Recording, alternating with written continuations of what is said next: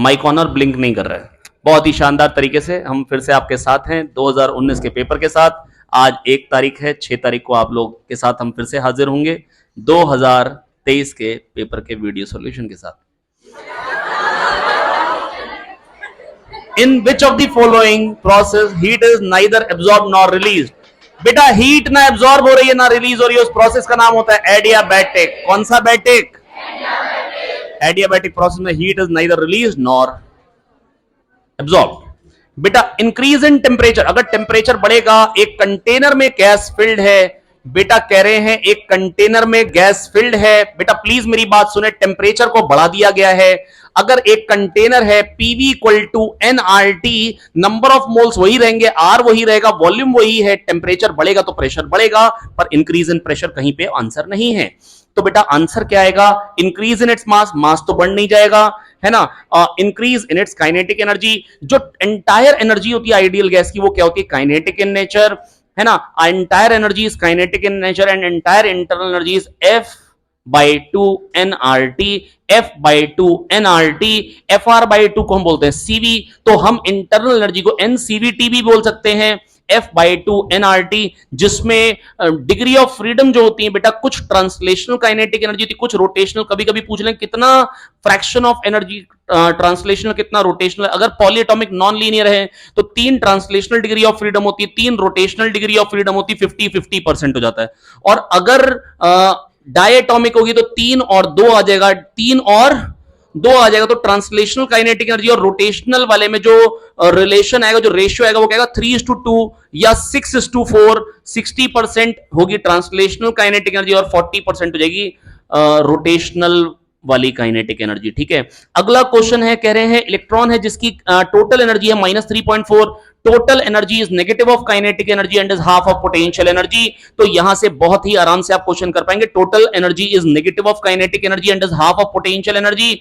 देखिए ये फिर से आपके सामने एलईडी वाला क्वेश्चन आता हो, यहां पे अर्थिंग है, यहां पे 6 वोल्ट दे रखा है ना, और यहां पे 2 स्विच लगाए हैं सीरीज में। कैसे लगाए हैं? अभी मैंने कल जब क्वेश्चन कराया था वो शायद 2021 का था, उसमें आए थे 2 स्विच पैरेलल में, यहां पे सीरीज में। जब दोनों ऑन होंगे तभी इसकी शॉर्ट सर्किटिंग होगी तो ऑफ हो जाएगा। वहां पे दोनों थे पैरेलल में, वहां पर दोनों किस में थे? पैरेलल में थे। एक भी ऑन होगा तो ये ऑफ हो जाएगा। यहां पर क्या है? सीरीज में है, सीरीज में होने पे दोनों ऑन होंगे तभी ऑफ होगा, दोनों 1 होंगे तभी 0 आएगा, 1 पे ही 0 आएगा, एंड का रिवर्स होगा। दोनों 1 होंगे तभी ऑफ होगा, दोनों 1 पे ही 1 होता है एंड में, और नैंड में क्या होता है? दोनों 1 पे ही ऑफ होता है।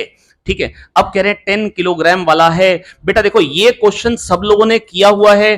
पहले जब क्वेश्चन आया था तो ये आया था, एक गाड़ी चल रही है ए एक्सेलरेशन से, मिनिमम एक्सेलरेशन कितना हो ताकि उसके आगे जो ब्लॉक चिपका हुआ है वो गिरे नहीं। तो बेटा यहां पर हमने किया था एन आगे को आ रहा है, mg नीचे को आ रहा है, गिर नहीं रहा है तो फ्रिक्शन ऊपर को आ रहा है, और जो नॉर्मल होगा वो पक्का ma के बराबर हो जाएगा। m मास की बॉडी a एक्सेलरेशन से आगे जा रही तो आगे के फोर्स ma के बराबर हो जाएंगे। और ये जो फ्रिक्शन है, अगर म्यू ma, मैं a को कम करता जा रहा हूं, फ्रिक्शन कम होता जा रहा है, एक टाइम आएगा फ्रिक्शन की जो मैक्सिमम वैल्यू है म्यू n वो mg के बराबर हो गई। तो बस इसके बाद अगर आपने एक्सेलरेशन को और कम किया तो ये इसको बैलेंस नहीं कर पाएगा, जो मैक्सिमम फ्रिक्शन है वो भी mg को बैलेंस नहीं कर पाएगा। तो म्यू ma यहां पे आ जाएगा mg, तो यहां से a क्या आ जाएगा बेटा? g by mu. a क्या आ जाएगा बेटा? यहां से g बाय म्यू, है ना। और यहां पर जो क्वेश्चन है, यहां पर कह रहे एक सिलेंडर में घूम रहा है, एक सिलेंडर जो है वो घूम रहा है, यहां पर बेटा एक ऑब्जेक्ट है, प्लीज मेरी बात सुने बहुत ध्यान से। यहां पे एक ऑब्जेक्ट है, सिलेंडर घूम रहा है, और कह रहे हैं ये गिरे नहीं तो मिनिमम एंगुलर वेलोसिटी तो n हो जाएगा m omega square r, n हो जाएगा m ओमेगा स्क्वायर r, और ऊपर को आ जाएगा बेटा फ्रिक्शन, है ना, और ये आगे mg। तो बेटा यहां से क्या आ जाएगा? mg is equals to mu m omega square r, mu m omega square r। अगर आपने ओमेगा को कम किया, इससे भी और कम किया, तो वो mg को बैलेंस नहीं कर पाएगा। यहां से ओमेगा की जो मिनिमम वैल्यू आ रही है वो क्या जा रही है? √g by mu r, √g by mu r। हो सकता है इस बार कहते गाड़ी घूम रही है r रेडियस पे, उसके अंदर एक ब्लॉक है, गाड़ी घूम रही है, और गाड़ी जो एक रोड पे घूम रही है उसके अंदर एक ब्लॉक है, बताओ मिनिमम एंगुलर वेलोसिटी ताकि गिरे नहीं, तो भी यही पूरा सॉल्यूशन आ जाएगा, कुछ भी चेंज नहीं होगा।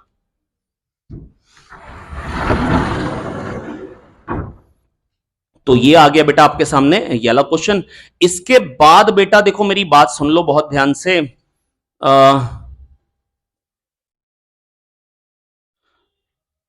अच्छा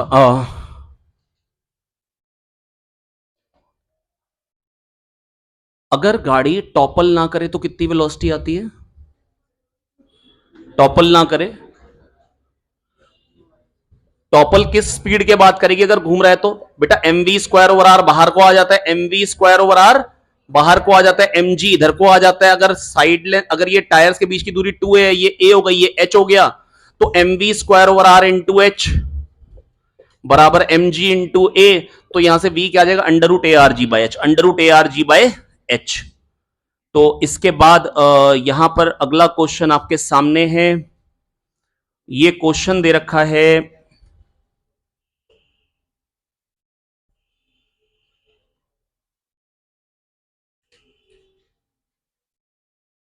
किस क्वेश्चन पे आ गए बेटा हम? सिक्स्थ पे आ गए। सिक्स्थ क्वेश्चन पे आपके पास आ चुके हैं हम। और इसमें कहा गया 4m वाला मास जा रहा है रेस्ट पे, एक ऑब्जेक्ट पड़ा था जिससे इलास्टिक कोलिजन हो रहा है, वो रेस्ट पे है, यू से जा रहा है। परसेंटेज ऑफ एनर्जी लॉस्ट, नहीं फ्रैक्शन ऑफ एनर्जी लॉस्ट पूछा है। इसकी स्पीड u थी, है ना, इसकी स्पीड 0 थी, और टकराने के बाद क्या हो जाएगा? 4m वाला मान लो कुछ v1 से चलने लग जाएगा, और 2m वाला जो होगा वो कुछ v2 से चलने लग जाएगा। पक्का है कि v2 v1 से बड़ा ही होगा। तो बेटा 4m इंटू यू बेटा एक बन जाएगी इक्वेशन 4u बराबर 4v1 प्लस 2v2। ये हो गया क्या? Conservation of linear momentum 2u is equals to 2v1 plus v2। और दूसरी इक्वेशन हो जाएगी वेलोसिटी ऑफ सेपरेशन, v2 से सेपरेट हो रहा है, v1 से ये करीब आ रहा है, तो वेलोसिटी ऑफ सेपरेशन हो गई v2 minus v1। Velocity of separation is e into velocity of approach, तो वो हो जाएगा u। तो v2 माइनस v1 आ जाएगा u, v2 माइनस v1 आ जाएगा u, है ना। और बेटा ये v2 माइनस v1 u आता होगा, यहां पर सब्ट्रैक्ट कर देंगे, 2v1 minus minus v1 3v1 equal to u। तो v1 आ जाएगा u/3, v1 क्या आ जाएगा प्यारे बच्चों? u/3 आ जाएगा। अब बेटा मेरी बात सुनेंगे बहुत ध्यान से, मैं शायद आपको समझा पाऊं। मंसूर मेरे दोस्त, बेटा मैं ये कह रहा हूं कि जो v1 आ गया वो u/3 आ गया, तो काइनेटिक एनर्जी जो थी वो 1/9 टाइम्स हो गई, तो k से रह गई k/9, k से रह गई है k/9। तो बेटा k से k/9, तो 1 से क्या रह गई? 1/9। 1 में से जो बची, अगर इसकी 1 होती तो उसकी क्या बचती? 1/9। k में से k/9 बची, तो 1 में से क्या बची? 1/9। तो fraction of energy remaining with in the body is 1/9। तो एनर्जी लॉस्ट का फ्रैक्शन क्या? 1 माइनस 1/9 दैट इज 8/9। क्या आ जाएगा बेटा? 8/9, है ना। इसके बाद बेटा क्वेश्चन आ रहा है 20 मीटर पर सेकेंड से आदमी स्विम कर सकता है स्टिल वाटर में। 20 मीटर पर सेकेंड से आदमी स्विम कर सकता है स्टिल वाटर में। 20 मीटर पर सेकेंड से आदमी स्विम कर सकता है किसमें? स्टिल वाटर में। और कह रहे हैं वो साउथ बैंक पे है ना, और ईस्ट में रिवर फ्लो कर रही है 10 से। बताना है कि उसको नॉर्थ से किस डायरेक्शन पे हेड करना चाहिए to cross the river following the shortest path. Shortest path होती है परपेंडिकुलर पाथ। तो वो कुछ इधर को जाने की कोशिश करेगा, वो हेड कुछ इधर को करेगा, रिवर उसको 10 इधर को लेके चली जाएगी। वो 20 से जाना इधर चाहेगा, रिवर उसको 10 इधर को लेके चली जाएगी। और यहां पर उसको नॉर्थ से किस डायरेक्शन में हेड करना पड़ रहा है? थीटा, तो साइन थीटा क्या जाएगा? 10/20 that is half. Sine theta half मतलब थीटा क्या हो गया? 30 डिग्री। कितना हो गया बेटा? 30 डिग्री। इसमें अगर कोई पूछे कितनी वेलोसिटी से वो जाएगा, तो बेटा अगर वेलोसिटी बतानी हो तो कैसे बताएंगे? √20² माइनस 10² वो उसकी वेलोसिटी हो जाएगी। और कितना टाइम लगेगा क्रॉस करने में? तो डिस्टेंस अपॉन स्पीड से टाइम भी आ जाएगा following the shortest path. Following the shortest path कितना टाइम लगेगा वो भी आप निकाल सकते हैं। बेटा मेरी बात सुन लो बहुत ध्यान से, ये क्वेश्चन आया हुआ क्वेश्चन है, आना बहुत जरूरी है इसलिए सिखा दे रहा हूं बेटा, फिर से सुन लो। 20 से वो कुछ ऐसे जाने की कोशिश करेगा, वो हेड करेगा कुछ इधर को, वो हेड करेगा कुछ इधर को। जैसे मान लो ये है, वो रिवर इधर को जा रही है, वो कुछ रिवर पे ऐसे जाना चाहेगा। मतलब आप समझ रहे हो ना, मैं जा सीधा रहा हूं लेकिन पेपर पे तो मैं टेढ़ा चला जा रहा हूं ना। मैं जा तो सीधा रहा हूं लेकिन पेपर पे मैं टेढ़ा, मतलब वो रिवर में ऐसे जाना चाहेगा, रिवर उसको ऐसे ले जाएगी। मतलब जाना ऐसे जाएगा, रिवर ऐसे ले जाएगी। तो 20 से वो ऐसे जाना चाहेगा, 10 रिवर ले जाएगी। तो साइन थीटा क्या है? 10/20 साइन थीटा हाफ, थीटा क्या है? 30 डिग्री। क्या आ जाएगा?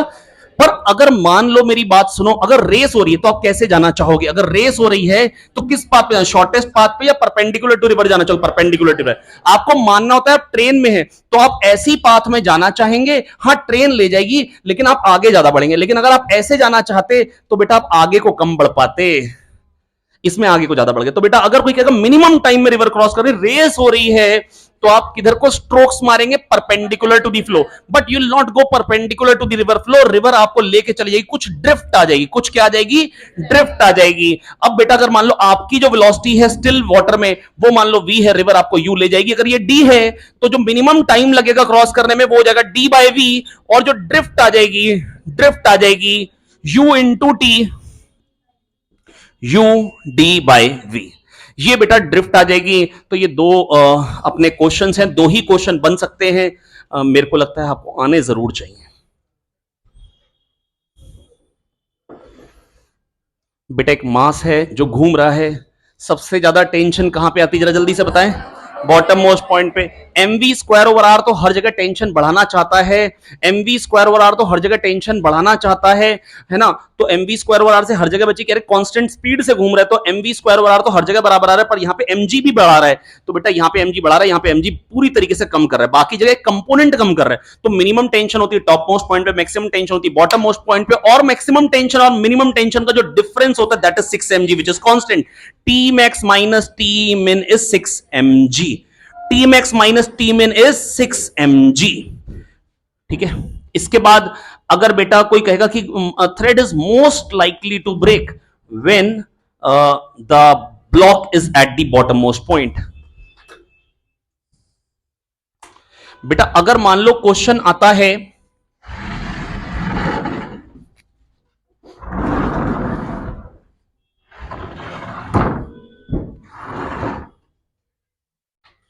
हाँ, तो बेटा देखो अगर मान लो अगर क्वेश्चन आता है y equal to 10 plus 5 sine omega t, या 10 प्लस 4 ले लो। आ गई पुलिस। हाँ अभी देखिए मेरी बात सुनिए बहुत ध्यान से, इतने सारे लोगों में डर नहीं लगता फिर। ये भाई इनको देख के ना ऐसे मुस्टंडे जैसे जो हैं, आदित्य बचा लोगे ना यार। चलिए यही देखिए। हाँ बच्चों बात सुन लो बहुत ध्यान से। अच्छा ठीक है। वाई मैक्स कितना आ गया 14, और वाई मिन कितना आ जाएगा बेटा, वाई मिन आ जाएगा 10 माइनस 4 दैट इज 6, और जो वाई मीन आ जाएगा बेटा, जो मीन वैल्यू आ जाएगी बेटा वो क्या आ जाएगी 10। तो बेटा ये होती है मीन और ये होती है बेटा एम्पलीट्यूड। तो यहां पर ए साइन ओमेगा बेटा ए नॉट जो कांस्टेंट है वो तो मीन पोजीशन होती है, और A sine omega T plus B cos omega T बेटा ये सुपर पोजीशन ऑफ एसएचएम, ये क्या बन जाएगा एम्पलीट्यूड अंडर रूट ए स्क्वायर प्लस बी स्क्वायर। अगर दो एसएचएम्स का सुपर पोजीशन होता है, अगर दो एसएचएम्स का सुपर पोजीशन होता है तो जो उनके एम्पलीट्यूड्स होते हैं उनको वेक्टोरियली जोड़ देते हैं, और उन दो वेक्टर्स के बीच में एंगल क्या रखते हैं, जितना फेज डिफरेंस होता है। तो यहां फेज डिफरेंस क्या दे रखा है पाई बाय 2। अच्छा वीएक्स में फेज डिफरेंस क्या होता है पाई बाय 2, एवी में फेज डिफरेंस क्या होता है पाई बाय 2, एएक्स में क्या होता है पाई। जब फेज डिफरेंस पाई बाय 2 तो बनता है एलिप्स, जब फेज डिफरेंस पाई होता तो बनता है स्ट्रेट लाइन, और वहां पर स्लोप क्या आती है नेगेटिव। बेटा यहां पर क्वेश्चन में कहा गया है भैया पहले जो कॉइल है उसमें वो मैग्नेटिक फील्ड बी में पड़ी है, और उसका सरफेस जो है वो मैग्नेटिक फील्ड से परपेंडिकुलर है। अब हमने क्या किया, उसको टी टाइम में टर्न कर दिया 90 से, तो फ्लक्स क्या हो गया बेटा 0 हो गया। तो पहले फ्लक्स था बी ए एन, एक टर्न से बी ए तो एन टर्न से बी ए एन। अब बेटा फ्लक्स में चेंज क्या गया, बी ए एन का चेंज आ गया, क्योंकि फाइनल फ्लक्स क्या हो गया 0 हो गया, चेंज इन फ्लक्स क्या हो गया B A N by time. Rate of change of flux होता है इंड्यूस्ड ईएमएफ, हालांकि यहां पर कहना चाहिए था एवरेज इंड्यूस्ड ईएमएफ बताओ, लेकिन इतनी बहुत गलतियां ये लोग कर लेते हैं। तो बेटा अगर कोई कह रहा है पलट दिया, तो बेटा इंड्यूस्ड ईएमएफ कितना आता है B A N bye T, है ना, change in flux by time. और बेटा मैं आपको बता रहा हूं ये बड़ा इंपॉर्टेंट चीज, अगर मान लो घूम रहे कोई पूछे कि ईएमएफ कितना इंड्यूस होता है, बेटा मैक्सिमम ईएमएफ आता है B A N omega. Maximum EMF क्या आता है B A N omega. RMS value of EMF क्या है B A N omega by root 2, B A N omega by E naught by root 2। और बेटा मैंने आपको एक बात बताई थी, प्लीज मेरी बात सुने बहुत ध्यान से, बेटा इधर बात सुने। बेटा मैं बस ये कहना चाह रहा हूं जब ये घूम रही है तो बेटा देखो ये पहले जो मैग्नेटिक फील्ड थी वो एरिया वेक्टर और मैग्नेटिक फील्ड सेम डायरेक्शन में थे। पहले मैग्नेटिक फील्ड और एरिया वेक्टर क्या थे सेम डायरेक्शन में। टी टाइम बाद क्या हो गया, एरिया वेक्टर 1 सेकंड में ओमेगा घूमेगा, टी टाइम में ओमेगा टी घूम गया। तो बेटा इनिशियल फ्लक्स था बी ए एन, और टी टाइम बाद फ्लक्स क्या हो जाएगा बेटा at time T B A N cos omega T. और बेटा जो ईएमएफ आएगा, minus D phi by D T करेंगे तो वो आ जाएगा B A N omega sine omega T. Cos का डिफरेंशियल माइनस साइन पर minus D phi by D T होता है, इसलिए माइनस कट गया, ये साइन आ गया। तो बेटा दोनों में फेज डिफरेंस कितना, पाई बाई टू। मतलब जब फ्लक्स जीरो होगा तो ईएमएफ मैक्सिमम हो जाएगा, और जब ईएमएफ जीरो होगा तो फ्लक्स मैक्सिमम होगा। तो बेटा कोई कहेगा ईएमएफ जो मैक्सिमम होता है वो कब होता है, जब फ्लक्स जीरो होता है, जब angle between area vector and magnetic field is 90। बड़ा ही इंपॉर्टेंट है, इसीलिए मैंने आपको दोबारा बताया। तो कोई पूछेगा EMF maximum B A N omega maximum value होती है कब आती है, जब फ्लक्स जो होता है वो जीरो होता है, जब फ्लक्स जो होता है वो जीरो होता है। फ्लक्स और ईएमएफ में फेज डिफरेंस कितना आता है, पाई बाई टू। कितना आता है बेटा, एक साइन में है एक कॉस में, एक साइन में और एक कॉस में है।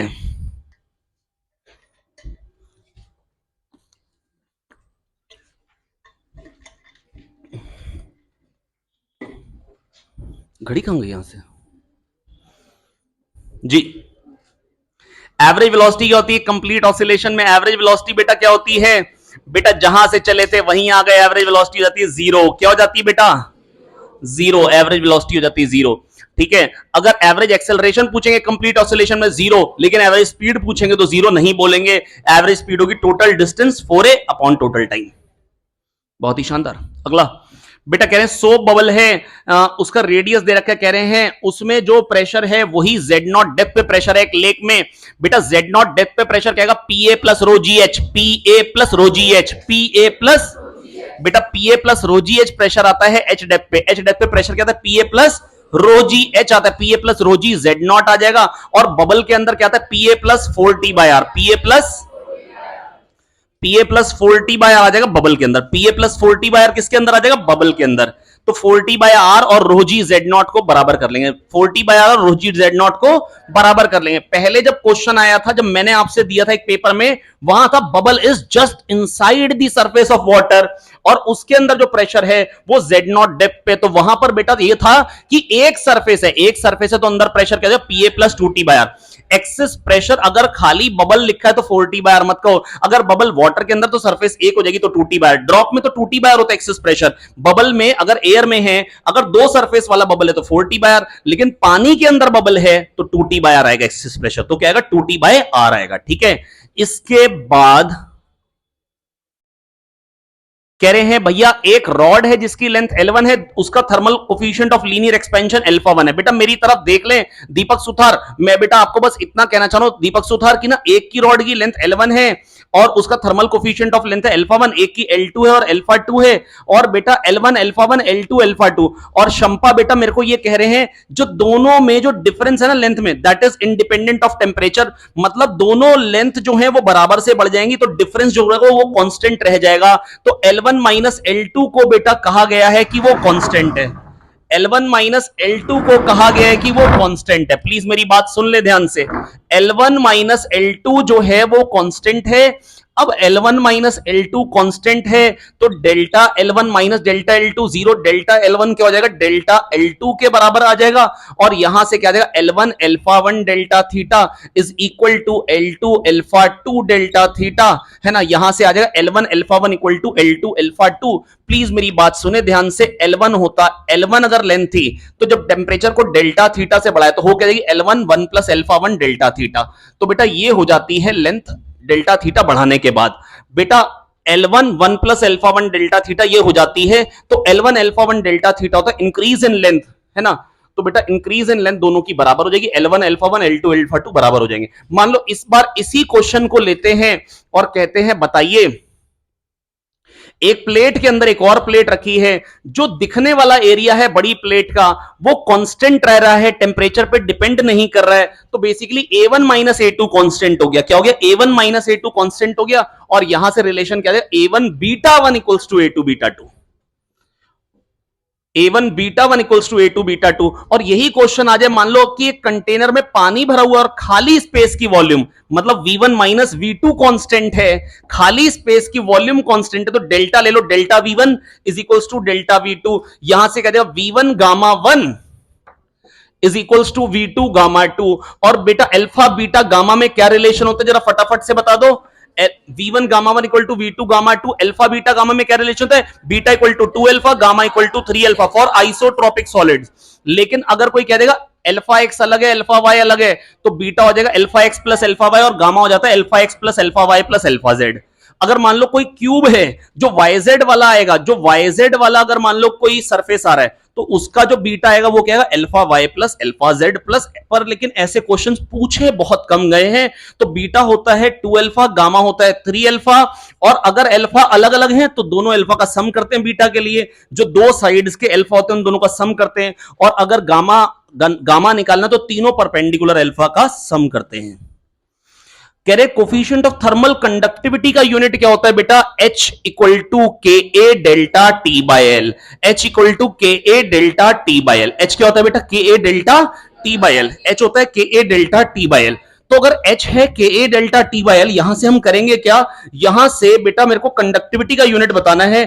H क्या होता है, हीट करंट। H क्या होता है बेटा, हीट करंट होता है ना बेटा। हीट करंट क्या होता है बेटा, बताओ अबू शाहिद, हीट करंट क्या होता है बेटा, Q बाई टी। कितनी थर्मल एनर्जी फ्लो हो रही है एक सेकंड में, दैट इज वॉट्स। ये किस में होता है, इसका यूनिट क्या है, वॉट। हीट करंट का यूनिट क्या होता है, वॉट। क्या होता है, वॉट। और ये मीटर स्क्वायर बाय मीटर, ये क्या है, वॉट पर मीटर पर केल्विन। बेटा कंडक्टिविटी का यूनिट क्या जाएगा, वॉट पर मीटर पर केल्विन। ठीक है, इसके बाद कह रहे हैं एक कैपिटल एल लेंथ की रॉड थी, उसमें हमने कैपिटल एल लेंथ की वो थी वायर थी, मेटेलिक वायर, उसमें एम मास का ब्लॉक लटकाया और स्मॉल एल का इलोंगेशन है। कितने का इलोंगेशन है बेटा, स्मॉल एल का इलोंगेशन है। कितने का इलोंगेशन है, स्मॉल एल का इलोंगेशन है। पूछ रहे हैं कि एनर्जी स्टोर्ड कितनी है, पोटेंशियल एनर्जी स्टोर्ड कितनी है। बेटा देखो मेरी बात सुनो ध्यान से, अगर ये एक स्प्रिंग है, गधे बेटा, गधे इधर भी देखते रहेंगे ना, मिटोना मेन काम नहीं है ना बेटा। मेरी बात सुने बहुत ध्यान से, यहां पर बेटा मैंने इसको लटकाया, नीचे ज्यादा मतलब वो ग्रीस लग जाएगी, पूरे बोर्ड पे लगेगी, मिटेगा और नहीं। तो नए खिलाड़ी जो आते हैं ना वो बिल्कुल बेकार होते हैं। हाँ, तो बेटा यहां पर क्या है, मान लो पहले नेचुरल लेंथ यहां तक थी, ये एक्स खिसक गया, तो बेटा ग्रेविटी ने वर्क किया, क्यों पूछेगा वर्क डन बाय ग्रेविटी कितना है, वो तो mgx है। कितना है बेटा mgx, इधर नहीं देख रहा है खाली, हाँ mgx है वर्क डन बाय ग्रेविटी। कितना है बेटा work done by gravity, mgx है। और बेटा एनर्जी स्टोर्ड क्या आएगी, हाफ के एक्स स्क्वायर, तो हाफ के एक्स लिख सकता हूं, के एक्स हो जाएगी टेंशन, टेंशन क्या हो जाएगी mg, हाफ mg। ओह, आधी एनर्जी खाली उसमें जा रही, आधी एनर्जी किसमें निकल गई, हीट में। आधी एनर्जी किसमें निकल गई, तो बेटा जब हम अगर कोई कहेगा एक हमने वायर से लटकाया है एक मास को, एक वायर से लटकाया है एक मास को, तो बेटा अगर वो खिंचा है एक्स, तो बेटा वर्क डन जितना ग्रेविटी ने किया आधी किस में गई है, हीट में चली गई, और आधी एनर्जी किस में चली गई, इलेक्ट्रो मतलब पोटेंशियल एनर्जी में आ गई, मतलब वो इलास्टिक पोटेंशियल एनर्जी में आ गई, किसमें, रॉड में या वायर में, रॉड में या वायर में। अच्छा ऐसा और कहां होता है बताएं जरा, कैपेसिटर में भी ऐसा होता है। स्प्रिंग तो बनाई है गधे मैंने, कैपेसिटर में ऐसा होता है कि भैया अगर ये बैटरी हो, यहां पर कैपेसिटर अगर हम लगा दें, क्या लगा दें, कैपेसिटर लगा दें, तो बेटा अब पहले तो अनचार्ज था, चार्ज कितना आ जाएगा, सीवी आ जाएगा। तो वर्क डन बाय बैटरी का, जब वन चार्ज को पटकने में वी वर्क होता है, तो वर्क डन बाय बैटरी क्या आ जाएगा, जल्दी बताओ, क्यूवी। तो बेटा जाएगा सीवी स्क्वायर आ जाएगा वर्क। और अगर कोई पूछेगा वर्क डन बाय बैटरी आ गया सीवी स्क्वायर, और एनर्जी स्टोर्ड में कितना इंक्रीज है, पहले जीरो थी बाद में हाफ सीवी स्क्वायर हो गई, मतलब आधी हीट में निकल गई। तो यही काम कहां होता है, कैपेसिटर में यही होता है। अगर एक रॉड से एक मास लटका दीजिए, मासलेस रॉड से या स्प्रिंग से लटका दिए, दोनों तीनों केस में यही आता है। आधा जो वर्क है वहां पे ग्रेविटी का था, यहां पे किसका वर्क है, ग्रेविटी का, वहां पे बैटरी का था, यहां ग्रेविटी का है। समझ में आ गई बात। अच्छा अगर मान लो कोई कह दे यहां पर भी, यहां पर अगर मान लो कोई कह दे साथ में क्यू चार्ज भी था, इलेक्ट्रिक फील्ड भी थी, बात वही, अब इलेक्ट्रिक फील्ड का वर्क प्लस ग्रेविटी का वर्क जो आएगा उसका आधा चला जाएगा हीट में, है ना। हालांकि ऐसा नहीं आएगा, है ना। तो मैं इस पे ज्यादा ज्यादा तमाशे इस पे नहीं कहूं। रब दी बोर्ड, मुंह से बोल रहे हैं क्या है, हाँ मिटो, रब दी board, she is good for nothing. हाँ तो बेटा मेरी बात सुनो बहुत ध्यान से।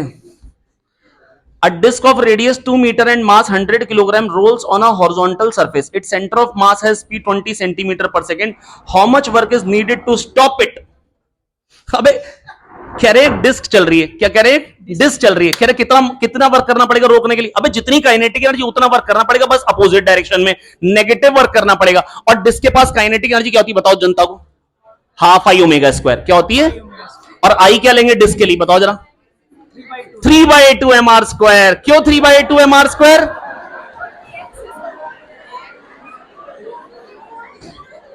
हंस क्यों रहे? हाँ, रोलिंग वाला। तो बेटा अगर बेटा क्योंकि यहां पर जो एक्सेस ऑफ रोटेशन होती है बेटा, kinetic energy half I omega square होती है, वो टोटल काइनेटिक एनर्जी होती है, और उसमें आई किस एक्सिस के अबाउट लेते हैं? एक्सेस ऑफ रोटेशन के अबाउट लेते हैं। और अगर मान लो अगर मान लो कोई कहते हैं ट्रांसलेशनल काइनेटिक एनर्जी और रोटेशनल काइनेटिक एनर्जी क्या होती है बताओ? सेंटर ऑफ मास के about half I C omega square होती है। सेंटर ऑफ मास के अबाउट जब मोमेंट ऑफ एनर्जी लेते हैं तो rotational kinetic energy. Translational kinetic energy क्या आती है? Half M V square. क्या आती है? अच्छा, ट्रांसलेशनल काइनेटिक एनर्जी का फ्रैक्शन कितना होता है? 1/n+1। बिल्कुल सही बात, वो हाफ एम वी स्क्वायर आती है। वो क्या आती है? और वो क्या आती है? Half I C omega square, half N M R square omega square, half N M V square. तो उसमें एन आता है, यहां वहां पे एन आता है, यहां पे वन आता है, वहां पे एन आता है, यहां पे वन आता है। तो वन इस ट्रांसलेशनल काइनेटिक एनर्जी क्या है? 1n+1 में से। तो 1 में से कितनी? 1/n+1। और रोटेशनल काइनेटिक एनर्जी का फ्रैक्शन क्या? n/n+1। बहुत ही शानदार, शाबाश। पर तुम मिटोते अच्छा नहीं यार। तो यहां पर बेटा अगर कोई कितना वर्क चाहिए रोकने के लिए? Half 3/2 mr square omega square, half 3/2 mv square, 3/4 mv square. बेटा मेरी बात सुन लो, कितनी परसेंटेज है ट्रांसलेशनल काइनेटिक एनर्जी, कितनी परसेंटेज है रोटेशनल काइनेटिक एनर्जी की, कितना फ्रैक्शन है? बेटा देखो मेरी बात सुनो, मैं बस ये कह रहा हूं, आप जा सकते हैं, थैंक यू। बेटा अगर कोई पूछेगा कितनी फ्रैक्शन है, तो बेटा फ्रैक्शन होता है 1 में से। अगर ट्रांसलेशनल काइनेटिक एनर्जी 1 है तो रोटेशनल काइनेटिक एनर्जी क्या हो जाएगी? n। अगर ट्रांसलेशनल काइनेटिक एनर्जी 1 है तो रोटेशनल काइनेटिक एनर्जी हो जाएगी n। बेटा याद आ गई ना बेटा, क्योंकि ट्रांसलेशनल काइनेटिक एनर्जी जो होती है, जो ट्रांसलेशनल काइनेटिक एनर्जी होती है वो हाफ एम वी स्क्वायर होती है, और रोटेशनल काइनेटिक एनर्जी होती है half I C omega square, half N M R square omega square, R square omega square V square, half N M V square. अब बहुत ध्यान से देखिए, अगर ये 1 होगा तो ये n होगा। तो बेटा अगर ट्रांसलेशनल काइनेटिक एनर्जी अगर 1 है तो रोटेशनल काइनेटिक एनर्जी n है। तो बेटा अब रोटेशनल काइनेटिक एनर्जी का फ्रैक्शन क्या? n/n+1। ट्रांसलेशनल काइनेटिक एनर्जी का फ्रैक्शन क्या? 1/n+1। का ट्रांसलेशनल काइनेटिक एनर्जी का फ्रैक्शन क्या? 1/n+1। कह दो, आ गया। कोई दिक्कत की बात नहीं है। बिल्कुल भाई, मेरे को तो याद हो गया अच्छे से कि ट्रांसलेशनल काइनेटिक एनर्जी का फ्रैक्शन है 1/n+1 और रोटेशनल का n/n+1। परसेंटेज पूछेंगे तो गुस्से में आके 100 से मल्टीप्लाई कर देंगे, 1/n+1 × 100 और n/n+1 × 100। आवाज नहीं निकली यार। हाँ बेटा, आवाज आप निकल दी जब भी ना निकले मुंह से, है ना। अब देखो बेटा मेरी बात सुनो बहुत ध्यान से। निष्ठा, बेटा देखो मेरी बात सुनो। निष्ठा, अगर यहां पर कितना वर्क लगेगा उस डिस्क को रोकने में, तो बेटा करना क्या पड़ेगा? Half 3/2 mv square. इतना ही वर्क करना पड़ेगा। एक्चुअली में नेगेटिव पर नेगेटिव ऑप्शन एक भी नहीं है, तो मतलब कह रहे कितना वर्क करना पड़ेगा रोकने के लिए, तो वो कहना है भाई मैग्नीट्यूड बता दो। क्या कह रहे हैं? मैग्नीट्यूड बता दो बच्चों, ठीक है। इसके बाद अगला क्वेश्चन 40 क्वेश्चन है। a स्क्वायर b की पावर 1/2 c की पावर 1/3 d क्यूब। बेटा परसेंटेज एरर इन x, maximum percentage error. Maximum की बात क्यों कर रहे हैं? क्योंकि परसेंटेज एरर तो कितनी भी हो सकती है, परसेंटेज एरर तो कितनी भी हो सकती है। सरी मेरे को लगा रोने लग गई। हाँ चलिए आइए देखिए। हाँ तो तेजस्वी बेटा मेरी बात सुनो बहुत ध्यान से। बेटा परसेंटेज एरर एक्स में कैसे निकालते हैं? Twice of percentage error in A plus half of percentage error in B plus 1/3 percentage error in C plus 3 times percentage error in D. तो बेटा 3 times percentage error in D क्या है? 12। 12 से तो बड़ा ही आएगा, 12 से बड़ा एक ही ऑप्शन है, छी थू। बेटा मैं बस आपको ये कहना चाह रहा हूं, मैं आपसे बस ये कहना चाह रहा हूं बेटा, ये मैक्स कोई कहेगा, जैसे यहां पे आंसर 16 है तो कोई कहेगा एक्स में परसेंटेज एरर क्या 14 हो सकती है? आंसर होगा यस। अगर मान लो हमने अगर निष्ठा का वेट नापा और आंसर किसी ने लिख के दिया 100 ± 20, इसका मतलब वो जो नाप रहा है ना उसकी जो लीस्ट काउंट है, अरे जो नाप रहा है, सुन लो, उसके पास जो बाट है वो 20 केजी के बाट्स हैं खाली, मतलब जो वेट्स हैं उसके पास केवल 20 केजी के वेट्स हैं। ये लीस्ट काउंट ही मैक्सिमम एरर होती है। हो सकता है इसका वजन खाली 81 होता है ना, खाली हो सकता है 81 होता, और उसने कह दिया 100 ± 20। तो बेटा मेरी बात सुनो, 20 मैक्सिमम एरर है, हो सकता है इसका वजन खाली 91 होता, लेकिन उसने कह दिया 100 ± समथिंग। क्या भी बात समझ में आ गई? मतलब 80 से तो 80 वाले तक तो ये बैलेंस हुई नहीं थी, जब 20 का एक और रखा तो बेटा 100 आ गया, तो 100 पे ये बैलेंस हो पा रही, तो इसलिए इसका वेट बोल दिया। तो मैक्सिमम परसेंटेज एरर क्या आएगी निष्ठा? मैक्सिमम परसेंटेज एरर क्या है 20/100 इंटू 100, तो बेटा मैक्सिमम परसेंटेज एरर 20। क्या एक्चुअली ऐसा हो सकता है कि कोई परसेंटेज एरर हुई ना हो? बिल्कुल हो सकता है। जब हमने 100 वाला रखा, हो सकता है एग्जैक्ट 100 की होती है, हो सकता है कि ये एग्जैक्ट 100 की होती। चलिए, तो बेटा कहने का मतलब क्या, वो हम जो एरर निकालते that is maximum percentage error. क्या होती है? क्या परसेंटेज एरर, अगर कोई कह रहा है, अगर मान लो कोई कह रहा है परसेंटेज एरर 16 है, कहीं पे मैक्सिमम परसेंटेज एरर 16 है, तो क्या वहां 0 हो सकती है एरर? यस। वो तो वर्स्ट केस में बताते हैं हम कि भैया अगर आपने मशीन खरीदी है, वो 10% खराब मैन्युफैक्चर करती है, वो मैक्सिमम है, क्योंकि अगर उससे ज्यादा खराब मैन्युफैक्चर करेगी, क्योंकि आदमी अपनी कॉस्टिंग जोड़ के चलता है, हाँ इतना तो खराब जाना है तो कॉस्ट ये बननी चाहिए पर पीस। अगर उससे ज्यादा खराब जाएगी तो भैया वो जिसने वो मशीन दी उसको रिप्लेस करनी पड़ेगी, उसको उसका भुगतान देना पड़ेगा। 200 वेट आ रहा है सरफेस पे, कह रहा है हाफ वे डाउन कितना आएगा? 100। कितना आएगा? हाफ वे डाउन कितना है? 100। बेटा मेरी बात सुन लो बहुत ध्यान से, क्वेश्चन फिर से याद दिला दे रहा हूं, बड़ा ही कॉमन क्वेश्चन है। एच हाइट पे बेटा, एच हाइट पे एक्सेलरेशन ड्यू टू ग्रेविटी कितना आता है? कोई बताएगा? Gm/r+h का होल स्क्वायर। ये तो एग्जैक्ट रिलेशन है। ये कौन सा रिलेशन है? और अप्रॉक्स वाला कहते हैं GH equal to G 1-2h/r, GH equal to G 1-2h, और डेप्थ पे क्या आता है? GD equal to G 1-d/r। तो अगर h छोटा है और कह रहे h हाइट पे और d डेप्थ पे बराबर, तो h हो जाएगा 2d, ओ सॉरी d हो जाएगा 2h। d क्या हो जाएगा? 2h। गलत बता रही है। तो बेटा मैं बस ये कह रहा हूं, अगर 1 किलोमीटर हाइट है तो 2 किलोमीटर डेप्थ हो जाएगा, 1 किलोमीटर हाइट है 2 किलोमीटर डेप्थ हो जाएगा। पर अगर कोई कहता है h हाइट पे और h डेप्थ पे बराबर है, h हाइट पे और h डेप्थ पे बराबर है, तो बताओ h क्या है? तो बेटा देखो, अब मेरे को किसी ने नहीं कहा कि छोटा है, अब मेरे को किसी ने नहीं कहा h छोटा है, तो क्या मैं ये वाला रिलेशन यूज करूं या ये वाला? क्या ये बात समझ में आ गई या नहीं आ गई? अगर किसी ने मेरे को नहीं कहा है छोटा है, तो मेरे को ये मेरे को एक्सप्रेशन यूज करना पड़ेगा। तो बेटा यहां पर क्या है? Gm/r+h का होल स्क्वायर। अच्छा, इसको आर स्क्वायर से मल्टीप्लाई डिवाइड कर दो, ये क्या हो जाएगा? Gm/r² क्या है? G/r² का होल स्क्वायर। h हाइट पे तो ये हो गया, h डेप्थ पे क्या आएगा? G1-h/r। ये तो होता ही है, ये यहां से g कट जाएगा, यहां से g कट जाएगा, इधर क्या आ गया? r³ और इधर क्या आ जाएगा? r-h इंटू r+h का होल स्क्वायर। बेटा बस आपको तो लग रहा है क्यूबिक बन जाएगी, क्यूबिक नहीं बनेगी, क्वाड्रेटिक बनेगी। लग तो यही रहा है कि क्यूबिक बन जाएगी, पर बेटा भरोसे से करना, ये क्वेश्चन बेटा इंपॉर्टेंट है, फिर से बता दे रहा हूं। कोई कहेगा h हाइट पे और h डेप्थ पे अगर एक्सेलरेशन ड्यू टू ग्रेविटी बराबर आ रहा है, फिर से मैं लिख के बता देता हूं, ये क्वेश्चन का सॉल्यूशन मेरे साथ साथ पूरा लिख जरूर ले।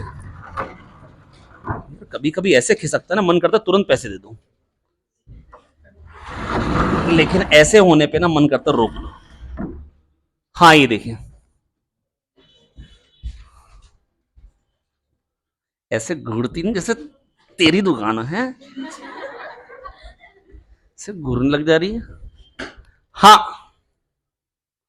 तो बेटा मेरी बात सुनो, हेलो तुम इधर देखो, सृष्टि परिहार पुत्र। सृष्टि बेटा, बेटा ऐसा है कि h हाइट पे पता क्या होता है? Gm, बेटा बोल दो एक बार, Gm/r+h का होल स्क्वायर। Gm को Gr² लिख सकते हो या नहीं लिख सकते बेटा बताओ? Gm/r² G है ना, स्क्वायर। Very good. अब बेटा h डेप्थ पे क्या आएगा? GH equal to G1-h/r। अब बेटा क्या बन गया? G काटेंगे, r³ is equals to r+h का whole square into r-h, r-h r+h हो जाएगा r²-h²। कोई मेरी मदद करना ही नहीं चाहता है। अरे बोल भी लो, बैठे हो खाली। r³, इधर भी r³ ठाए -r⁻²। अच्छा बेटा ऐसे मजाक नहीं, और h से मल्टीप्लाई करें, प्लस r²h, प्लस r²h, बहुत शानदार, -h³। h³ h कॉमन ले लो, h²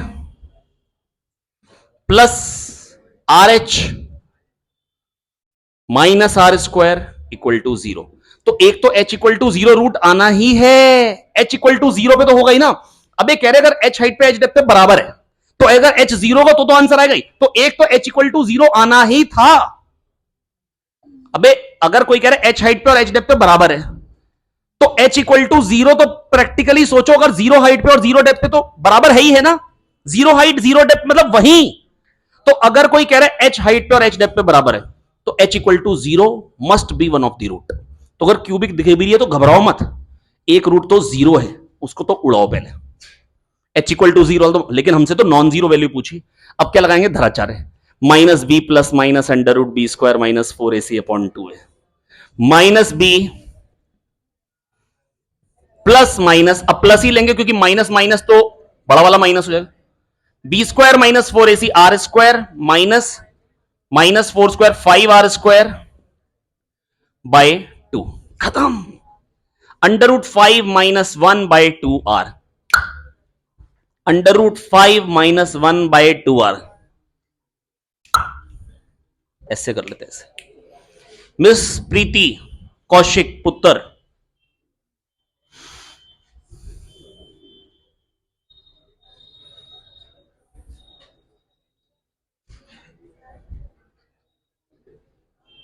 जाना है, कहां रहती हो, छड़ैल। पहले you need to write one application to mister Yogi to change the name. छड़ैल is not a good name. छड़ैल कितनी दूर है यहां से, आप भी वहीं रहते हो, साथ में चली जाना दोनों। अभी 2 मिनट रुक जाओ, खत्म कर रहे हैं पेपर यार, 15 मिनट में खत्म कर दो, रुको 15 मिनट, वेरी गुड, 15 मिनट बाद चले जाना। हाँ बेटा, लॉन्गेस्ट वेवलेंथ कौन से कलर की होती है, रेड। अगला अगला, a solid cylinder of mass 2 kg radius 4 centimeters rotating about its axis, axis के about, प्लीज मेरी बात सुन ले, किसके about, आरपीएम दे रखे, आरपीएम को रोटेशन पर सेकंड में कैसे कन्वर्ट करेंगे, 3/60 ये हो गया रोटेशन पर सेकंड इंटू 2 पाई, ये हो गया रेडियन पर सेकंड। अब बेटा kinetic energy half mr square by 2 omega square, ये रहा omega, half mr square by 2 omega square, और कह रहे हैं वो रुक जाए 2 पाई रेवोल्यूशन के बाद। टाउ की टर्म्स में वर्क डन कह सकते हैं, टाउ थीटा, तो जितना ये टाउ इंटू थीटा कर दो, और कह रहे 2 पाई रेवोल्यूशन, तो अगर n रेवोल्यूशन है तो एंगल कितना हो जाएगा, थीटा क्या हो जाएगा, 2 पाई n। अब बच्चों को कंफ्यूजन क्या हुई थी, एक्चुअली तो एग्जामिनर से भी गलत क्वेश्चन बना था, लेकिन बनने के बाद उन्होंने ऑप्शन पक्का सुधारे होंगे, इतना दिमाग लगा के तो बनाए। 2 पाई रेवोल्यूशन का मतलब 2 पाई इंटू 2 पाई, फालतू बात कर रहे हो यार। मतलब अगर जितने रेवोल्यूशन है, अगर n रेवोल्यूशन है तो एंगल कितना हो जाएगा, 2 पाई n, तो 2 पाई इंटू 2 पाई करना था बस। यहां पे मेरे हिसाब से ये कोई ऐसी कोई कॉन्सेप्चुअल बात तो है नहीं, काम की बात पे क्वेश्चन दो यार, कॉन्सेप्ट पे कैलकुलेशन करवा रहे हैं, 2 पाई इंटू 2 पाई, पाई स्क्वायर को 10 ले लो, आंसर आ जाता। हाँ अब बेटा देखो मेरी बात सुनो, समझ में नहीं है आगे। अब बेटा कह रहे एंगुलर वेलोसिटी कितनी होती है बेटा, 2 पाई बाय टी, कितनी होती है, 2 पाई बाय टी, तो 2 पाई बाय 4 पाई बाय 2 हो गई। कह रहे वाई कोऑर्डिनेट बताओ कैसे लिखेंगे भैया, अगर यहां पे पार्टिकल तो वाई कोऑर्डिनेट क्या हो जाएगा, टी टाइम बाद पाई बाय 2 टी भाग जाएगा आगे, तो क्या हो जाएगा, a cos ओमेगा टी, तो y क्या आ जाएगा, a cos omega T, a cos pi by 2 T. बहुत ही शानदार तरीके से आंसर आ चुका है। अगला क्वेश्चन, क्वेश्चन नंबर 22, कह रहे हैं हॉलो स्फीयर है, हॉलो मेटल स्फीयर में अंदर फील्ड 0 होती है, 0 रहती है कैपिटल आर तक, और उसके बाद आर के साथ साथ घटती है, तो अंदर होती है कांस्टेंट, बाहर inversely proportional to R square. Eddy current बेटा यूज करे जाते हैं इंडक्शन फर्नेस में। बेटा जो आपके घर में जो इंडक्शंस होते हैं उसमें होता क्या है, एक कॉइल होती है जो मैग्नेटिक फील्ड प्रोड्यूस कर रही होती है, चेंजिंग मैग्नेटिक फील्ड। अरे गधों, उस पे हम रखते हैं लोहे का बर्तन। अरे गधे, अरे गधे आप ही को बुला रहा हूं बेटा सिकंदर। बेटा हम क्या करते हैं, लोहे का बर्तन रख दिया, चेंजिंग मैग्नेटिक फील्ड से बेटा इलेक्ट्रिक फील्ड जनरेट होगी, गोल गोल वाली इंड्यूस्ड इलेक्ट्रिक फील्ड आती है चेंजिंग मैग्नेटिक फील्ड से। क्या आती है, अंदर r/2 dB by dt, अंदर r/2 dB by dt, बाहर r²/2 r dB by dt। अंदर जो फील्ड आती है, जहां पर चेंजिंग मैग्नेटिक फील्ड आती है, अंदर जो इंड्यूस्ड इलेक्ट्रिक फील्ड आती है वो आती है r/2 dB by dt, r/2। इस पे क्वेश्चन आएगा नहीं यार, r²/2 r dB by dt। बेटा ये ना वो चीजें जो मतलब 10 साल में दो एक बार ही पूछी गई है यार, इस पे ना ज्यादा क्वेश्चन आते नहीं इंड्यूस्ड इलेक्ट्रिक फील्ड पे, है ना, बस मेरा काम था बता देना एक बारी। तो बेटा इंडक्शन फर्नेस जो होता है उसमें क्या होता है, चेंजिंग मैग्नेटिक फील्ड से इलेक्ट्रिक फील्ड प्रोड्यूस करते हैं, एडी करंट्स आ जाते हैं, मैग्नेटिक ब्रेकिंग करी जाती है, ब्रेक मतलब जो मेटेलिक व्हील्स होते हैं उसके पास में क्या करते हैं, मैग्नेट लगा देते हैं, मैग्नेटिक फील्ड। तो क्या होगा बेटा, जब वो जो व्हील घूम रहा होता है उसमें एडी करंट जनरेट होते हैं, तो काइनेटिक एनर्जी को हम थर्मल एनर्जी में कन्वर्ट करके ब्रेक लगाते हैं। और इलेक्ट्रोमैग्नेट और इलेक्ट्रिक हीटर दोनों में ही एक्चुअली में तो बेटा हम ये यूज नहीं करते, है ना। लेकिन इन्होंने आंसर इलेक्ट्रोमैग्नेट नहीं दिया है, क्योंकि इलेक्ट्रोमैग्नेट में एडी करंट प्रोड्यूस हो रहे हैं, इसमें प्रोड्यूस ही नहीं हो रहे हैं। इनको ये कहना चाहिए था कि इसमें प्रोड्यूस नहीं हो रहे हैं, यूज नहीं होते, ये नहीं कहना चाहिए था। तो इलेक्ट्रोमैग्नेट में भी क्या होता है बेटा, हम इलेक्ट्रोमैग्नेट बना रहे हैं, इलेक्ट्रिसिटी से मैग्नेट बना रहे हैं, तो एडी करंट जनरेट तो होने वाले हैं, इसीलिए हम कोर को काट के लगाते हैं, लेमिनेट करके लगाते हैं, काटते ही नहीं खाली लेमिनेट भी करते हैं। 6 बल्ब थे बेटा, मेरी बात तो सुन लो बेटा, है ना, मेरे दोस्त, माय डियर फ्रेंड त्रिलोक बेटा, मैं आप ही को बुला रहा हूं। ये कहता है कि भाई मैं तो गधा हूं, मेरे को तो गधा कह के बुलाते हैं। आइए देखिए, आरआरआर 3 है पैरेलल में, अगले में भी आरआरआर, बी वाली रो में भी कहे बेटा आरआरआर 3 है पैरेलल में, तो बेटा R/3 पहले रेजिस्टेंस था 2R/3, तो पहले पावर क्या निकल रही थी, V²/2R/3। अब कह रहे हैं दो, पहले वाले में से 2 ही जल रहे हैं बल्ब और अगले वाले में से 1 जल रहा है। अब रेजिस्टेंस क्या है, R/2 प्लस R3R/2, तो अब क्या पावर निकलेगी, V²/3R/2। तो यहां पर क्या होगा बेटा, डिनोमिनेटर का डिनोमिनेटर होता है numerator, 3/2, 3/2 into 3/2, 9/4 is the answer, बिल्कुल सही। डिप कह रहे हैं +25 और -25, अगर जितनी पॉजिटिव है उतनी ही नेगेटिव डिप है, इसका मतलब मैग्नेटिक इक्वेटर से जितना ऊपर उतना ही नीचे। याद आ गई बात या नहीं आ गई? और पॉजिटिव डिप होती है नॉर्दर्न हेमिस्फीयर में और नेगेटिव डिप होती है सदर्न हेमिस्फीयर में। अगर फोर्स दे रखा है 20 + 10y और पूछा है 1 मीटर में बताइए वर्कडन कितना होगा, बेटा 1 मीटर में वर्कडन कितना होगा, बेटा एवरेज फोर्स ले लो बेटा, FY ग्राफ या तो ड्रॉ कर लो, नहीं तो 20 + 10y, बेटा 1 पे फोर्स क्या हो जाएगा 30, तो एवरेज फोर्स क्या, 25 × 1 25 जूल हो गया वर्क डन। ठीक है, इसके बाद बेटा क्वेश्चन आया है रेनबो पे। रेनबो में बेटा देखो मैंने आपको बताया TIR नहीं होता है, पार्शियल रिफ्लेक्शन होता है। क्या होता है बेटा, पहले रे अंदर जाती है, एक रिफ्रैक्शन, डिस्पर्जन, रिफ्लेक्शन और फिर से रिफ्रैक्शन।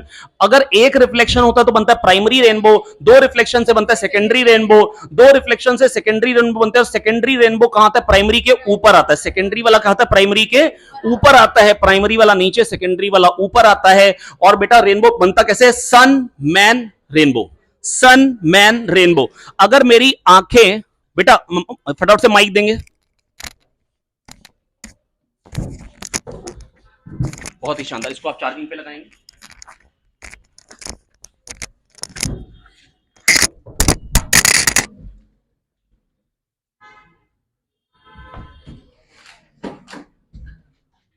जी बेटा देखो मेरी बात सुनो बहुत ध्यान से, शायद मैं आपको समझा पाऊंगा मेरे प्यारे बच्चों। बेटा मैं बस ये कह रहा हूं कि भाई मिस्टर सु, बेटा ऐसा है कि रेनबो में क्या होता है बेटा, देखो अगर आपने ना हल्का सा धीमी धीमी लाइट में, अगर मान लो ब्राइटनेस कम करके मोबाइल में देख रहे हो सूरज की रोशनी में, तो आपको दिखाई नहीं देगा, क्योंकि बेटा प्यूपिल जो होता है छोटा हो जाता है, छोटी मोटी लाइटें दिखाई नहीं देंगी बेटा, प्यूपिल बहुत छोटा हो जाता है। तो बेटा रेनबो जो है ना बेटा, इधर से आते हुए क्या डिस्पर्जन नहीं होगा, बिल्कुल होगा पानी की बूंदों से, पर आपको दिख ही नहीं सकता, पर आपको दिख ही नहीं सकता, क्योंकि सूरज की किरणें बहुत ज्यादा इंटेंसिटी की हैं, आप देख ही नहीं पाएंगे। जब बैक इस तरफ होगी तो उस तरफ से जो आएगा वो आपको दिख पाएगा। तो आपको जो दिखता है बेटा वो कब दिखता है, जब हमारी बैक जो होगी सन की तरफ होगी, है ना, और फेस जो होगा वो सन से अपोजिट साइड में होगा।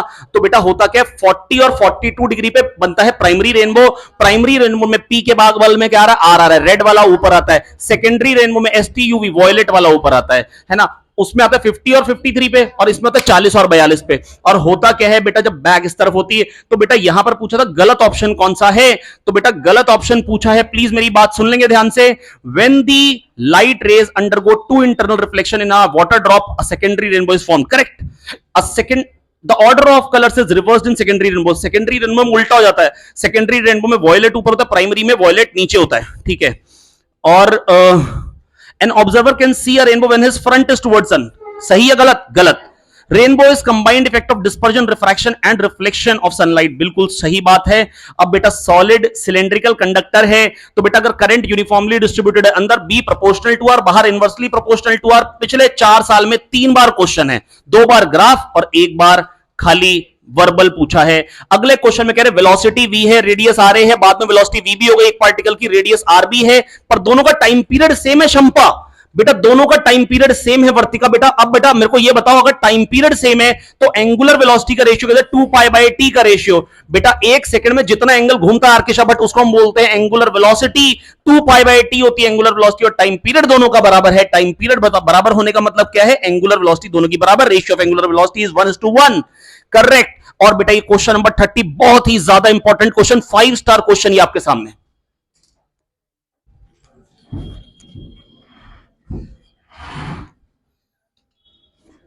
कोई एक जना और हो यार।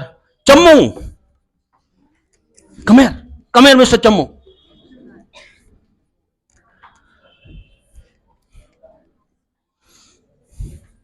आया रे लो चम्मू।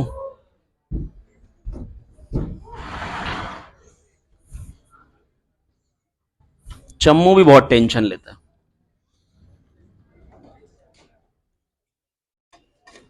टेंशन ले लेता हूं, देख लो। हां तो बेटा मेरी बात सुनो बहुत ध्यान से। निष्ठा बेटा देखो मेरी बात सुनो। यहां पर बेटा क्या है, एक कह रहे हैं इक्वी कॉन्वेक्स लेंस है, दोनों रेडियस ऑफ कर्वेचर बराबर है, म्यू 1.5 है, बहुत ही शानदार। यहां पे भी म्यू 1.5 है।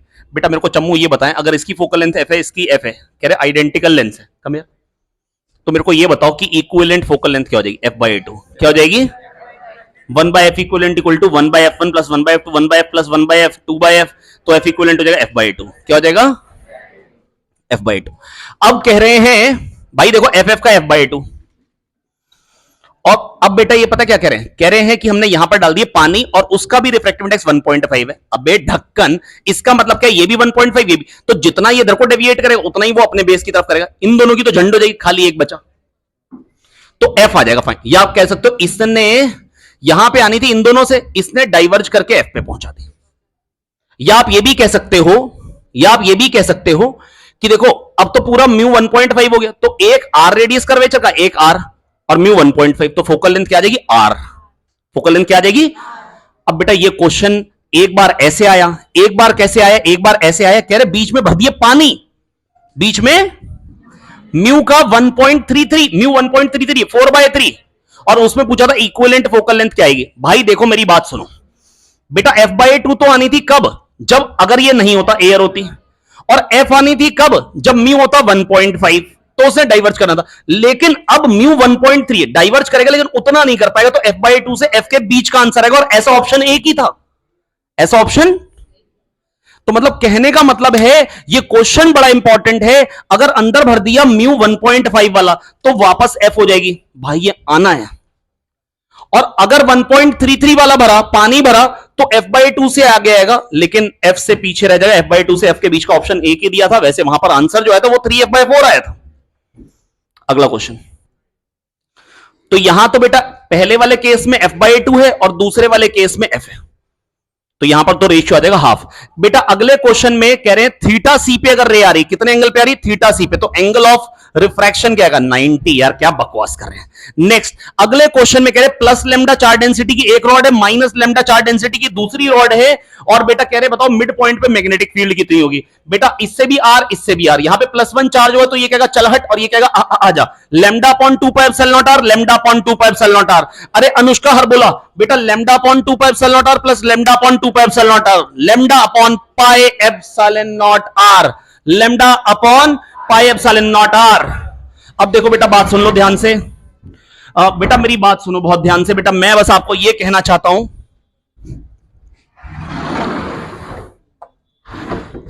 मैं बस बेटा आपको यह कहना चाह रहा हूं, मान लो कि अगर कोई कह दे फोर्स पर यूनिट लेंथ बता दो इस केस में, तो बेटा कैसे करेंगे? बेटा देखो अगर इस पे λ1 चार्ज है और इस पे λ2 चार्ज है, पर यूनिट लेंथ λ1/2πε0r ये हो जाएगी फील्ड। ये क्या हो जाएगी? ये क्या हो जाएगी? फील्ड। और वन लेंथ पे चार्ज कितना है? λ2 इंटू λ2, ये हो गया फोर्स पर यूनिट लेंथ। ये क्या हो गया? Force per unit length. क्योंकि फोर्स तो इन्फिनाइट हो जाएगा। और अगर कोई कह दे मान लो लेमडा 1 वाली ऐसे पड़ी है ना, लेमडा 2 वाली ऐसे पड़ी है, और बेटा अगर मेरे से कोई कह दे कि भैया ये तो ग्राउंड पे है, अब बेटा बताओ इसके बीच का डिस्टेंस क्या है ताकि ये गिर नहीं रही है, इसका अगर मास पर यूनिट लेंथ म्यू है, मास पर यूनिट लेंथ क्या है म्यू, तो बेटा आएगा क्या, वन लेंथ पे जो फोर्स आ रहा है रिपल्शन वाला, वो तो ये आ गया lambda 1 lambda 2 upon 2 pi epsilon naught are.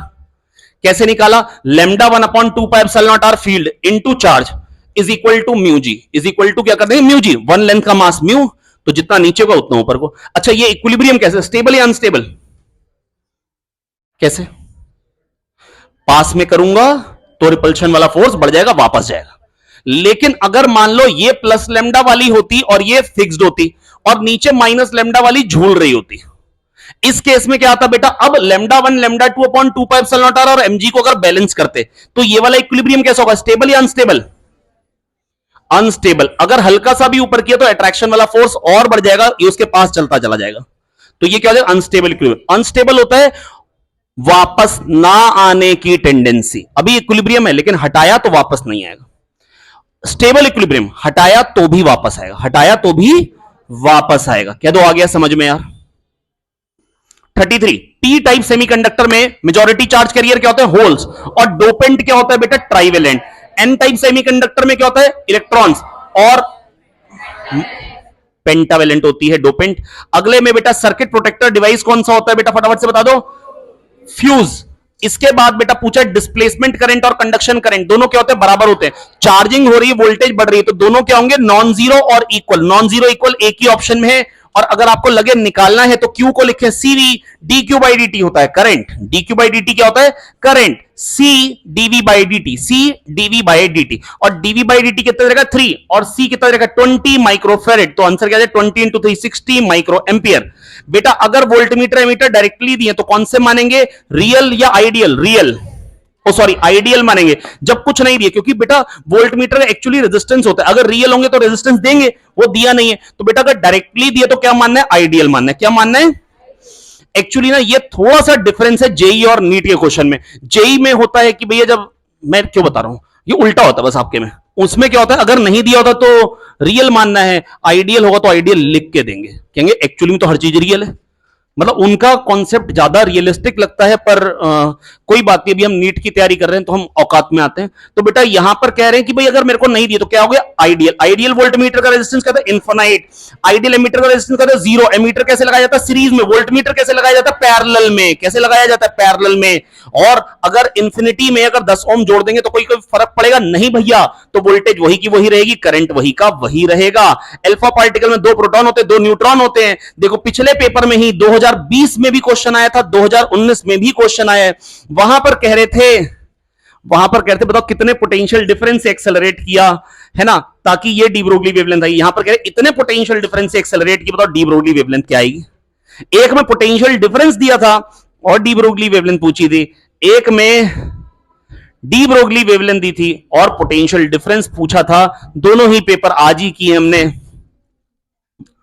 बेटा देखो मेरी बात सुन लो, लेमडा होता है h/mv जिस पे क्वेश्चन पक्का आना है, और mv क्या होता है √2m के, और काइनेटिक एनर्जी अगर q चार्ज को डेल्टा v से एक्सेलरेट किया तो e डेल्टा v, और इसकी वैल्यू जो एंगस्ट्रॉम में होती है वो 12.27 होती है, 12.27 एंगस्ट्रॉम 10 की पावर -10 अपॉन √ पोटेंशियल डिफरेंस को v भले कह दो, तो ये लेमडा है। अब v कितना दिया क्वेश्चन में 10,000, तो यहां पे आ जाएगा 100, और ये क्या बन जाएगा 10 की पावर -12, 12.27 इंटू 10 की पावर -12। एक में कह रखा है कि भैया 60 डिग्री का इंक्लाइन प्लेन है, उसमें स्मूथ वाले पे फेंका, x1 डिस्टेंस चल के रुका, और एक में 30 डिग्री का x2 डिस्टेंस चल के रुका। बेटा मेरी बात तो सुनो गौसिया, बेटा बस मैं ये कहना चाह रहा हूं कि अगर एक बार x1 डिस्टेंस चल के रुका है, x1 डिस्टेंस चल के रुका, बेटा देखो अगर हाफ m(u²) है, पोटेंशियल एनर्जी जो बढ़ेगी वो तो दोनों में बराबर बढ़ेगी, पोटेंशियल एनर्जी जो बढ़ेगी वो दोनों में बराबर बढ़ेगी। बेटा प्लीज मेरी बात सुने बहुत ध्यान से। तो बेटा मैं कह रहा हूं एक में x1 चढ़ा तो x1 sin 60 ऊपर तो दोनों में बराबर चढ़ेगा, ऊपर तो दोनों में। क्यों ऐसा क्यों, क्योंकि बेटा आपने काइनेटिक एनर्जी वही दी है, तो जो ग्रेविटी ने नेगेटिव वर्क करना है वो तो उतना ही करना है, तो हाइट में इंक्रीज वही आएगा। एक में x1 sin 60 और एक में x2 sin 30, हाइट इंक्रीज दोनों में बराबर आएगा, हाइट इंक्रीज दोनों में। x1 sin 60 equals to x2 sin 30। अगले क्वेश्चन में कह रहे हैं हमने कंटेनर के बॉटम पे होल किया है, कंटेनर के बॉटम पे होल किया, फ्लो रेट पूछा गया है। फ्लो रेट कैसे बताएंगे? √2gh हो जाएगी हर बोला वेलोसिटी, और एरिया इंटू वेलोसिटी होता है flow rate, √2gh into v कर देंगे, है ना। अब कह रहे एक पे चार्ज प्लस क्यू है, दूसरे पे माइनस क्यू है, 25% चार्ज निकाला, दूसरे पे डाला, तो बेटा q और माइनस क्यू, फोर्स क्या था k q1 q2 r square. अब उस पे क्या रहेगा? 25% निकल गया, q/4 निकल गया, 3q/4 बचा, और q/4 जब उस पे जाएगा तो माइनस q/4 को खा जाएगा, उस पे माइनस 3q/4, इस पे plus 3q/4, k q1 q2 9/16 times हो जाएगा फोर्स। क्या हो जाएगा फोर्स? 9/16 टाइम्स हो जाएगा। अगला क्वेश्चन कह रहे हैं ionised hydrogen and alpha particle with same momentum, momentum बराबर है, कह रहे रेडियस का रेशियो बताओ प्रोटॉन और अल्फा का। अब एक गरीबों बेटा रेडियस होता है mv/qb, रेडियस क्या होता है? mv तो बराबर है qb का रेशियो है, यहां पे 2e होता है चार्ज, 2eb, और यहां पे eb आएगा तो रेशियो क्या देगा रेडियस का? 2:1। बहुत ही शानदार। कह रहे तीन फोर्स लग रहे हैं PQR और बन रहा है एक ट्राइंगल। ट्राइंगल बनने का मतलब नेट फोर्स है zero, net force zero, velocity क्या रहेगी? कांस्टेंट। बिल्कुल लल्लू क्वेश्चन। कह रहे हैं h हाइट पे लेके जाना, बहुत ही ज्यादा इंपॉर्टेंट क्वेश्चन है, क्वेश्चन नंबर 44। बहुत बहुत बहुत ज्यादा इंपॉर्टेंट क्वेश्चन है क्वेश्चन नंबर 44।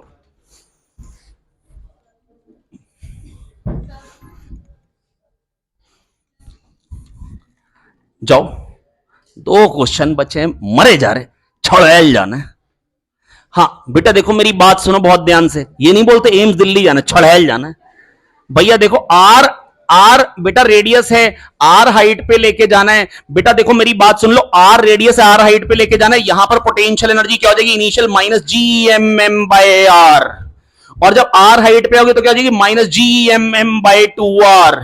तो बेटा ये इनिशियल पोटेंशियल एनर्जी, ये फाइनल पोटेंशियल एनर्जी, वर्क क्या करना पड़ेगा? अगर आदमी का वर्क पूछा, एक्सटर्नल एजेंट का वर्क पूछा है, बेटा अंकिता मेरी बात सुनते जाना, अगर एक्सटर्नल एजेंट का वर्क पूछा है तो कितना आएगा? वर्क डन आएगा increase in potential energy, change in potential energy, this minus this कर लेंगे, यहां पे आ जाएगा GMM, दिस माइनस दिस करूंगा तो GMM/r माइनस GMM/2, और GMM/2r आता हुआ r से मल्टीप्लाई डिवाइड करेंगे, GM/r² हो जाएगा small g, mgr/2, get lost, mgr/2, ये आ गई mgr/2। अगले क्वेश्चन में कह रहे हैं फर्स्ट मिनिमम आ रहा है 0.2 डिग्री पे। बेटा फर्स्ट मिनिमम, बेटा कोई भी अगर कोई कहेगा nth मिनिमम की एंगुलर पोजीशन बताओ तो कैसे बताएंगे वैशाली गोस्वामी? जल्दी से बता दो। nth मिनिमम की angular position n-12 lambda by small D. बेटा n-12 lambda D bye D पे आती है पोजीशन, अगर एंगुलर पोजीशन कहेंगे तो अपॉन कैपिटल डी। पानी में डुबो दिया तो लैम्डा के बदले हो जाता है लैम्डा बाय म्यू, तो अपॉन म्यू पे आ जाएगा 0.2/4/3, क्या आ जाएगा? 0.15 कह दो, आ गया। थैंक यू जी। अच्छा एक मिनट बैठ जाए।